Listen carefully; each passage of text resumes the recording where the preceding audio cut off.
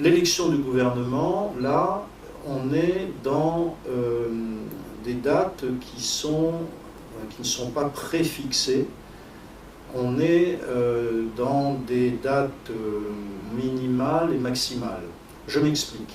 C'est-à-dire que l'élection des membres du gouvernement de la Nouvelle-Calédonie devrait avoir lieu au plus tôt le mardi 3 juin et au plus tard le vendredi 13 juin.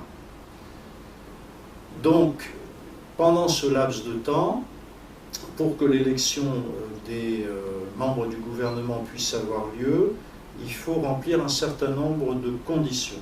D'abord, la première chose que devra faire le Congrès, c'est de fixer le nombre de membres du gouvernement. Une fois que le Congrès a fixé le nombre de membres du gouvernement, il faut que des groupes, d'ailleurs ça peut se faire concomitamment, il faut qu'il y ait des groupes qui se constituent au Congrès, parce que seuls les groupes constitués peuvent présenter des candidats pour être membres du gouvernement. Une fois ces groupes constitués, une fois le nombre de membres du gouvernement fixé, le Congrès, le président du Congrès, convoque le Congrès pour élire le gouvernement. Donc ça passe bien évidemment par le dépôt de liste. Chaque groupe constitué au Congrès peut déposer une liste. Et la répartition des membres du gouvernement se fait également au scrutin proportionnel. Donc on retrouve le même inconvénient que je signalais tout à l'heure à propos de l'élection du Congrès en général, c'est que ce gouvernement étant le reflet de la composition du Congrès, il y a de fortes chances qu'il n'y ait pas de majorité immédiate, évidente, stable, et que la majorité passe par des alliances.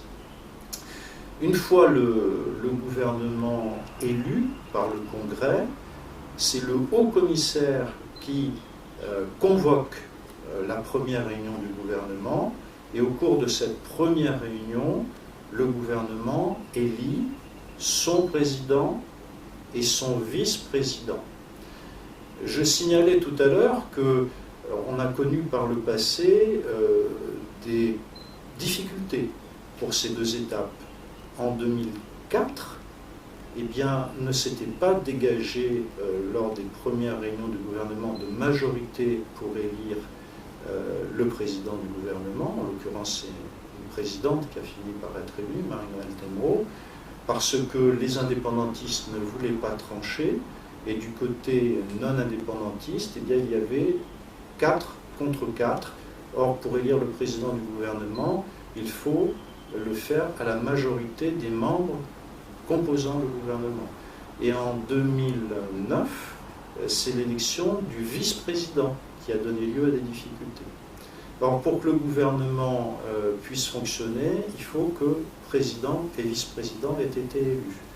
Et puis la dernière étape pour que le gouvernement soit pleinement opérationnel, c'est la répartition des secteurs entre les membres du gouvernement. Et vous savez, là c'est toujours d'actualité, que c'est un sujet qui donne lieu à de nombreuses polémiques. Donc au plus tard, le 23 juin, si tout s'est passé dans l'ordre des choses, eh bien, le gouvernement devrait être pleinement opérationnel avec donc cette dernière étape qui est celle de la répartition des secteurs.